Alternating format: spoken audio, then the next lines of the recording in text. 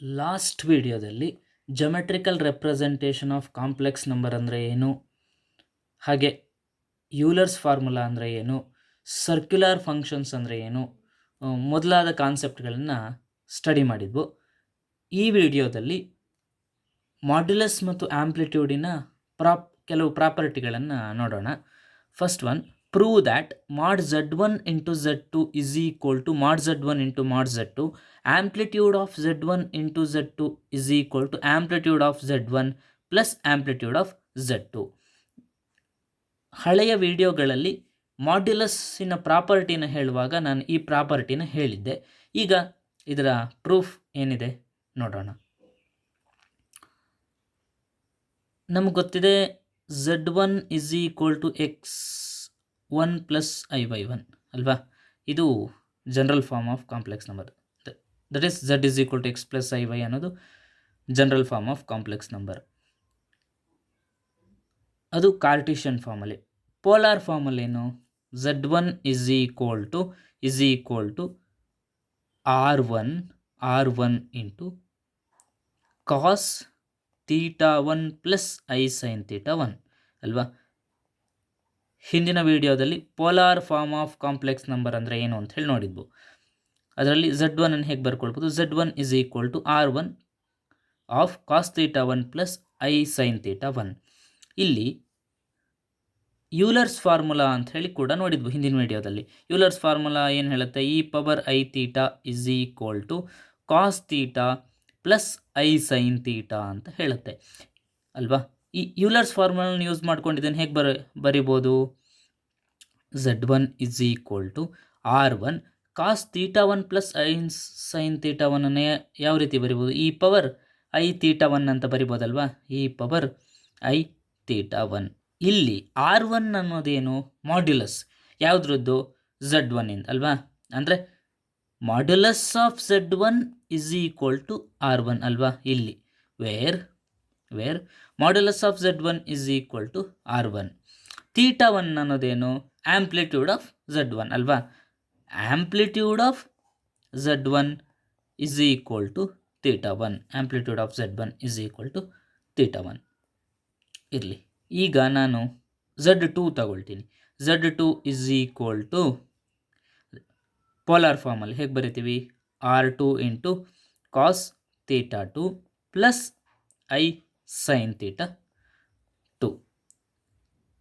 z2 is equal to, by using Euler's formula ಹೇಗೆ ಬರಿಬೋದು, r2 into e power i θ2. ಇಲ್ಲಿ r2 ಅನ್ನೋದು modulus of z2 ಅಲ್ವಾ. Modulus of z2 is equal to r2.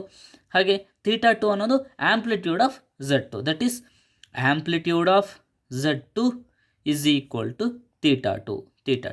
Okay, ಈಗ consider ಇವೆರಡನ್ನು product ಮಾಡೋಣ, z1 ಮತ್ತು z2ನ. Okay, consider z1 into z1 into z2. ಏನು, z1 ಅಂದರೆ ದಿಸ್ ಒನ್, ಓಕೆ, z2 ಅಂದರೆ ದಿಸ್ ಒನ್ ತಗೊಳ್ಳಿ. ಏನಾಗುತ್ತೆ, z1 ಅಂದರೆ r1 into e power i θ1 into z2 ಅಂದರೆ r2 into e power i θ2 ಅಲ್ವಾ. That is equal to z1 into z2 is equal to r1 into r2.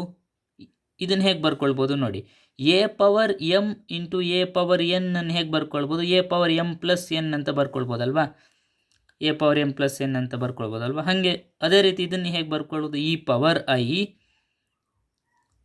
I θ1 plus E power ಅಂದರೆ E power I θ1 plus I θ2 ಅಂತ ಬರಿಬೋದು. ಅದರಲ್ಲಿ theta common ತೆಗಿಬೋದಲ್ವಾ, common ತೆಗೆದ್ರೆ ಹೇಗೆ ಬರಿಬೋದು, θ1 plus θ2 ಅಂತ ಬರಿಬೋದು ಅಲ್ವಾ. E power I θ1 into E power I θ2ನ ನಾನು ಈ ರೀತಿ ಬರ್ಕೊಂಡೆ. ಇಲ್ಲಿ ಅಬ್ಸರ್ವ್ ಮಾಡಿ, r1 ಇಂಟು r2 ಏನು, modulus of z1 into z2 ಅಲ್ವಾ. Modulus of z1 into z2 is equal to r1 into r2 ಅಲ್ವಾ. ಇಲ್ಲಿ r1 ಅಂದರೆ ಏನು, r1 ಅಂದರೆ ಇಲ್ಲುಂಟಲ್ಲ ಮಾಡ್ z1 ಅಲ್ವಾ. That is r1 is equal to mod z1. R2 ಅಂದರೆ ಮಾಡ್ Z2 ಅಲ್ವಾ, ಮಾಡ್ Z2. ಏನಾಯ್ತು ಈಗ, there four mod Z1 mod of Z1 into Z2 is equal to mod Z1 into ಮಾಡ್ Z2. ಈ ಪ್ರೂಫ್ ಆಯಿತು ಅಲ್ವಾ, ಈ ಪ್ರೂಫ್ ಆಯಿತು. ನೆಕ್ಸ್ಟು ಇಲ್ಲಿ ಅಬ್ಸರ್ವ್ ಮಾಡಿ, ಇದೇ ಇಕ್ವೇಷನಲ್ಲಿ ಈ θ1 ಪ್ಲಸ್ θ2 ಇದೆಯಲ್ಲ, ಇದೇನು ಆಂಪ್ಲಿಟ್ಯೂಡ್ ಆಫ್ ದಿಸ್ ಒನ್ ಅಲ್ವಾ, Z1 into Z2. That is amplitude of Z1 into Z2 is equal to θ1 plus θ2. Okay, ಇಲ್ಲಿ θ1 ಅಂದರೆ ಏನು, θ1 ಅಂದರೆ ಆಂಪ್ಲಿಟ್ಯೂಡ್ ಆಫ್ Z1 ಅಲ್ವಾ, that is amplitude of Z1 plus θ2 ಅಂದರೆ ಏನು, amplitude of Z2 plus amplitude of Z2. Okay, ಇಲ್ಲಿ observe ಮಾಡಿ ಏನು ಬಂತೀಗ, amplitude of Z1 into Z2 is equal to amplitude of Z1 plus amplitude of Z2. ಇದನ್ನೇ ಕೇಳಿದ್ದಲ್ವ ನಮಗೆ. Okay, ಈ proof ಸಿಕ್ತು. ನೆಕ್ಸ್ಟ್ ಇನ್ನೊಂದು ನೋಡೋಣ, ಇನ್ನೊಂದು ಪ್ರಾಪರ್ಟಿ ನೋಡೋಣ. prove that mod Z1 divide by Z2 is equal to mod Z1 divide by mod Z2, mod Z1 divide by mod Z2, amplitude of Z1 divide by Z2 is equal to amplitude of Z1 minus amplitude of Z1 minus amplitude of Z2. Okay, ಇಲ್ಲಿ ಕೂಡ same ಹಾಗೆ Z1 ಅನ್ನು ನಾವು polar ಫಾರ್ಮಲ್ಲಿ ತಗೊಳ್ತೀವಿ. That is Z1 is equal to R1 of cos θ1 plus I sine θ1. ಇದನ್ನು by using Euler's formula ಹೇಗೆ ಬರಿಬೋದು, R1 into E power I θ1. ಇಲ್ಲಿ R1 ಅನ್ನೋದು modulus of Z1, modulus of Z1 where modulus of Z1 is equal to R1 and θ1 ಅನ್ನೋದು amplitude of Z1 ಅಲ್ವಾ, amplitude of Z1 is equal to θ1. ಈಗ Z2 consider ಮಾಡಿ ಇನ್ನು polar form, that is R2 of cos θ2 plus I sine θ2. Z2 is equal to, by using Euler's formula ಇದನ್ನ ಹೇಗೆ ಬರಿಬೋದು, R2 into E power I θ2 where R2 is modulus of Z2, that is modulus of Z2 is equal to R2 and amplitude of Z2 is equal to θ2. ಈಗ ಇಲ್ಲಿ ಏನಿದೆ, Z1 divide by Z2 ಅಲ್ವಾ, consider Z1 divide by Z2. Z1 ಏನು, R1 E power I θ1 divide by Z2 ಏನು, R2 E power I θ2. ನಿಮ್ಗೆ property ಗೊತ್ತಿದೆ, A power M by A power N is equal to A power M minus N ಅಲ್ವಾ. ಇದನ್ನು ಹೇಗೆ ಬರಿಬೋದು ಹಾಗಾದರೆ, R1 divide by R2 into E power I θ1 minus I θ2. ಅಂದರೆ I common ತೆಗಿಬೋದಲ್ವಾ, I θ1 minus θ2 ಅಂತ ಬರ್ಕೊಳ್ಬೋದಲ್ವ ಇದನ್ನ. ಇಲ್ಲಿ ಅಬ್ಸರ್ವ್ ಮಾಡಿ, R1 ಬೈ R2 ಅನ್ನೋದೇನು, modulus of Z1 by Z2 ಅಲ್ವಾ. ಅಂದರೆ modulus of Z1 by Z2 is R1 by R2.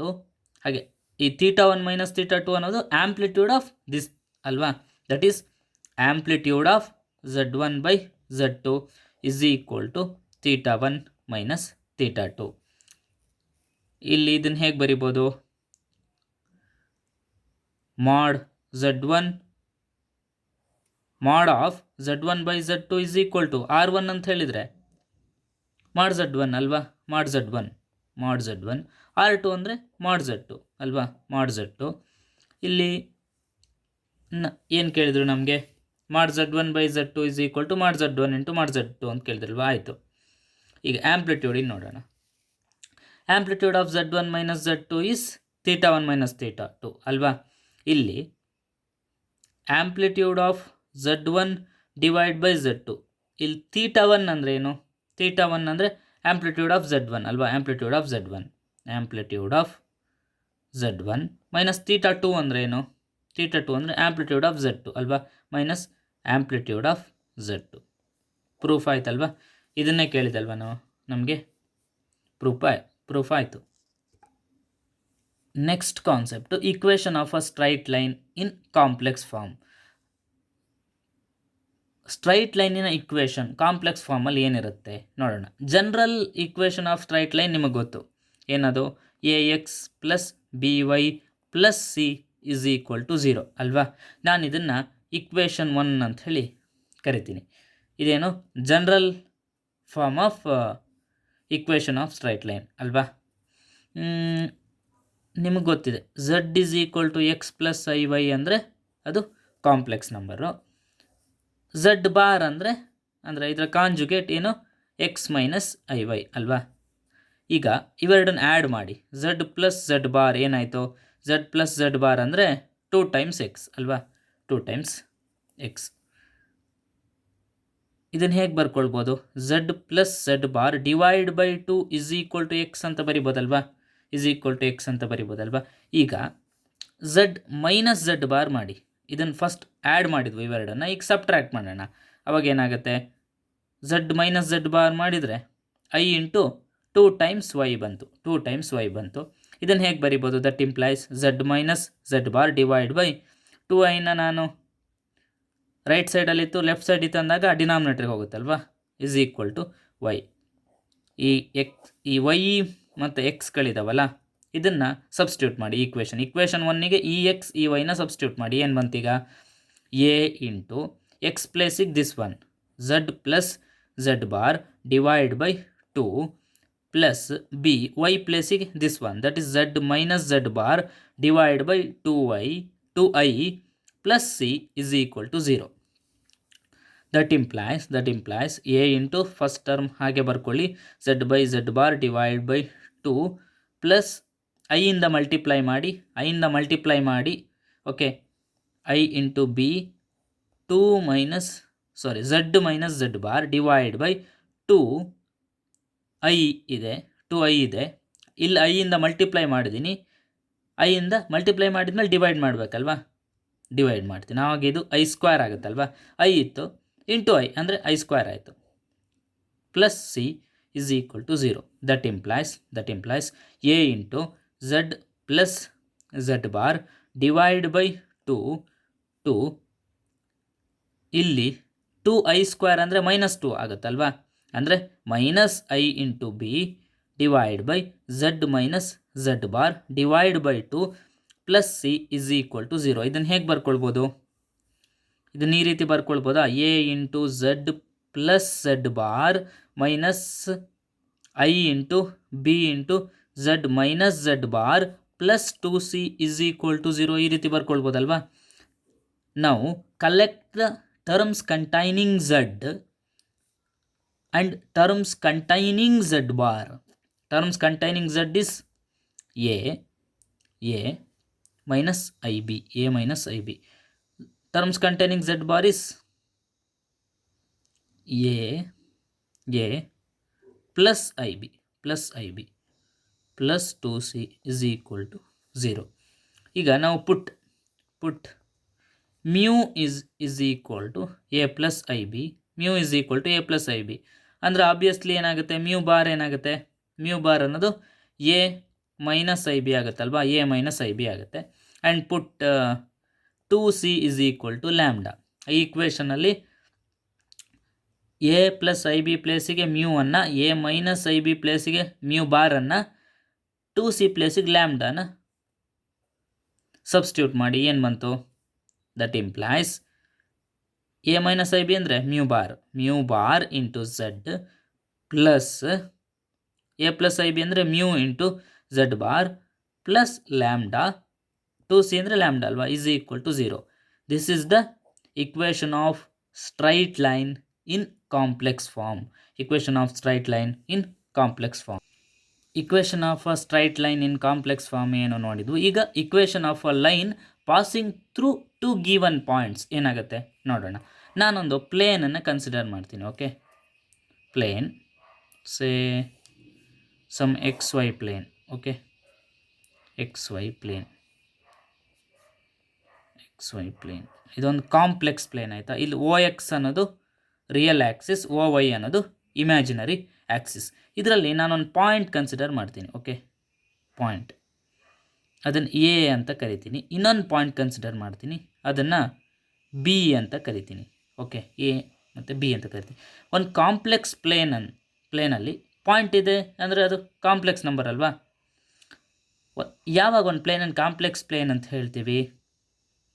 A plane whose points are represented by complex number is called complex plane ಅಲ್ವಾ.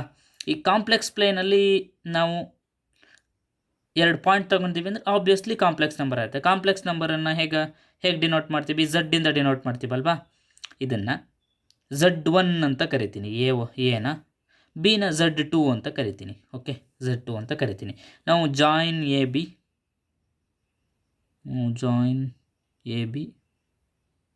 Okay, not join A B, join O A and join O B. O ಎನ ಮತ್ತು ಓ ಬಿನ join ಮಾಡಿ. ಈಗ ಒಂದು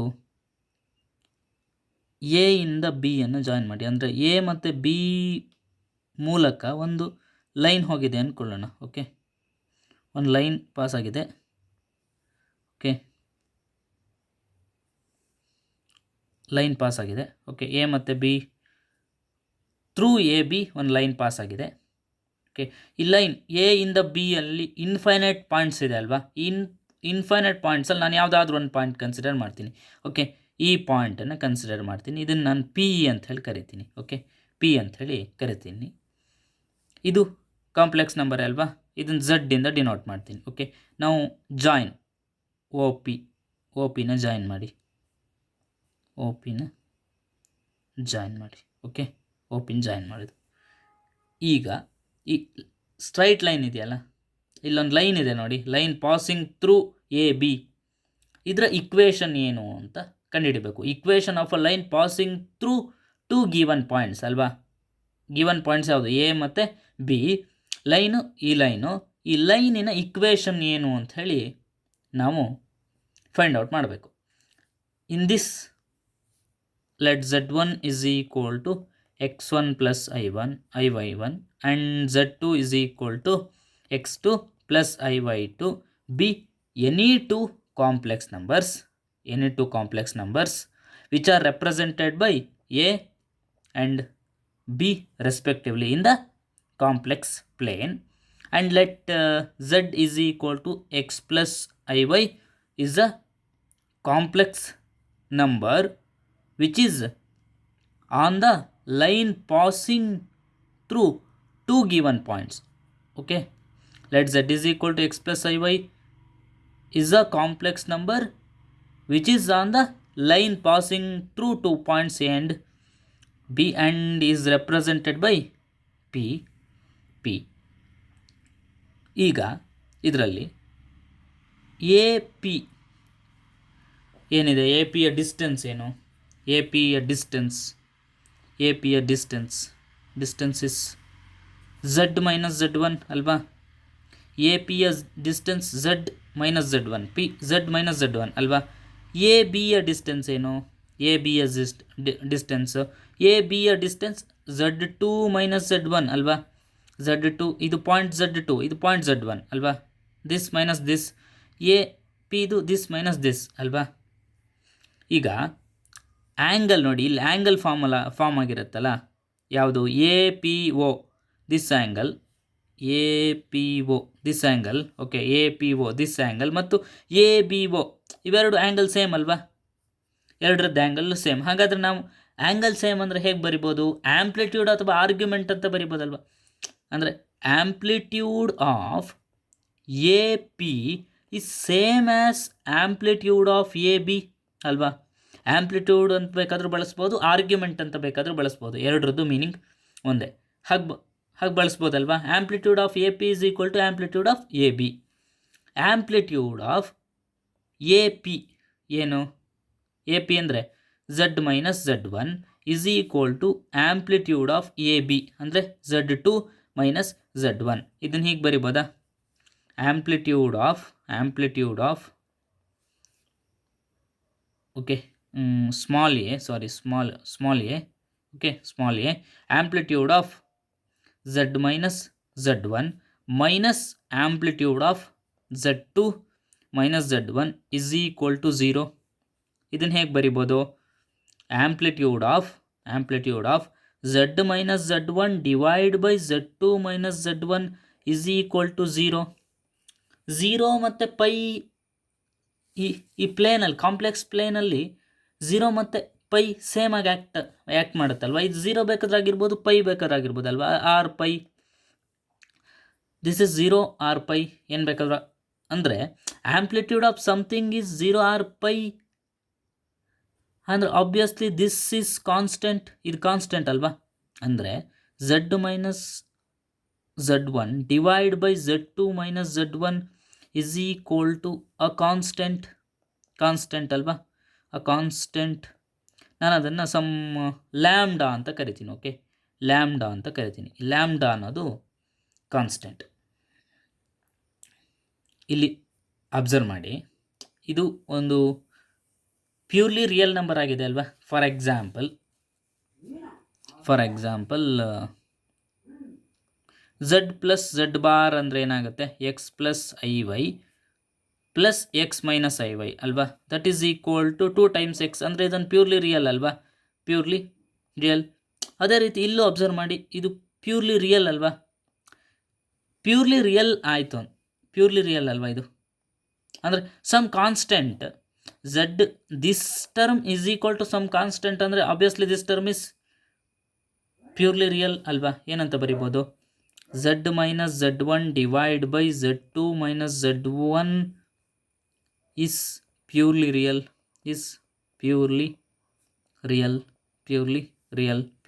number ಅಲ್ವಾ. Purely real number ಅಂದರೆ ನಿಮ್ಗೊಂದು result ಗೊತ್ತು. Z is equal to Z bar ಅಂತ ನಾವು ಯಾವಾಗ ಹೇಳ್ತೀವಿ, Z is equal to Z bar ಅಂದರೆ ಆಬ್ವಿಯಸ್ಲಿ ಏನಾಗುತ್ತೆ? X plus IY is equal to X minus IY ಆಗುತ್ತೆ. ಅಂದರೆ Z is equal to Z bar ಆಯಿತು ಅಂದರೆ obviously X plus IY is equal to X minus IY ಆಗುತ್ತೆ. X plus IY is equal to X minus IY ಆಯಿತು ಅಂದರೆ obviously Z is equal to Z bar ಆಗುತ್ತೆ. ಇದು ಯಾವಾಗ ಸಾಧ್ಯ? Y is equal to 0 ಆಗಿದ್ದಾಗ. Y ಇಸ್ ಈಕ್ವಲ್ ಟು 0 ಅಂದರೆ Z is equal to just X ಆಗಿರ್ಬೇಕಲ್ವಾ. X ಅಂದರೆ Z ಅವಾಗ ಯಾವ ಫಾರ್ಮಲ್ಲಿರುತ್ತೆ? Z is equal to X plus I.0 ಫಾರ್ಮಲ್ಲಿರುತ್ತೆ. ಅಂದರೆ ಪ್ಯೂರ್ಲಿ ಇದು ರಿಯಲ್ ನಂಬರ್ ಅಲ್ವಾ. ಅಂದರೆ X ಮಾತ್ರ ಕೌಂಟ್ ಆಗ್ತಿದೆ ಅಲ್ವಾ ಇಲ್ಲಿ. ಜಸ್ಟ್ ಪ್ಯೂರ್ಲಿ ರಿಯಲ್ ನಂಬರ್ ಯಾವಾಗ ಅದು? Z is equal to Z bar. ಅಂದರೆ ನಾನು ಇದು ಕೂಡ ಪ್ಯೂರ್ಲಿ ರಿಯಲ್ ನಂಬರ್ ಅಂದರೆ ಇದನ್ನು ಹೀಗೆ ಬರ್ಕೊಳ್ಬೋದಾ? Z is equal to Z bar ಈ ಫಾರ್ಮ್ಯಾಟಲ್ಲಿ ಬರ್ಕೊಳ್ಬೋದಾ? ಇದನ್ನು Z ಅಂದ್ಕೊಳ್ಳಿ. ಇದನ್ನು ಹೇಗೆ ಬರ್ಕೊಳ್ಬೋದು? Z minus Z1 divide by Z2 minus Z1 is equal to ಇದ್ರ bar. Z is equal to Z bar ಅಂದರೆ ಇದ್ರ ಬಾರ್ ಅಲ್ವಾ. ಹೇಗೆ ಬರ್ಕೊಳ್ಬೋದು? Z minus Z1 bar divide by Z2 minus Z1 ಅಂದರೆ ಹೋಲ್ ಬಾರ್ ಅಲ್ವಾ. ಇದನ್ನು Z ಅನ್ಕೊಂಡ್ರೆ ಇದು Z bar whole bar. Z minus Z1 divide by Z2 minus Z1 whole bar. ಇದು ಫಸ್ಟ್ ಟರ್ಮಿಗೆ ಮಾತ್ರ ಅಲ್ಲ, ಹೋಲ್ ಬಾರ್. ಓಕೆ, ಇಡೀ ಟರ್ಮಿಗೆ ಬಾರ್. ಇಲ್ಲಿ ಅಬ್ಸರ್ವ್ ಮಾಡಿ, Z minus Z1 divide by Z2 minus Z1 is equal to ಇದನ್ನ ಹೇಗೆ ಬರ್ಕೊಳ್ಬೋದು?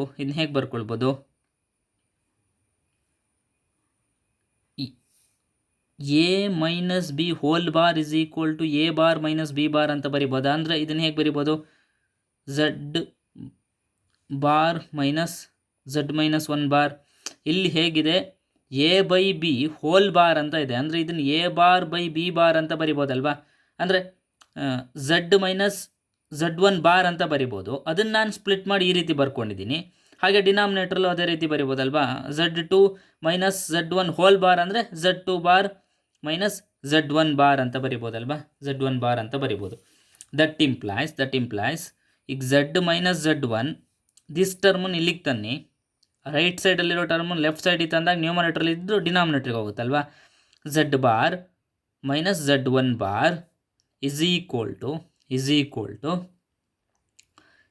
ಏನು ಇಲ್ಲಿದ್ದು ಇಲ್ಲಿಗೆ ಹೋಗುತ್ತೆ, ಅಂದರೆ Z2 minus Z1 divide by Z2 bar minus Z1 bar ಅಲ್ವಾ. ಈ ಇಕ್ವೇಷನ್ನ ನಾವು ಇಕ್ವೇಷನ್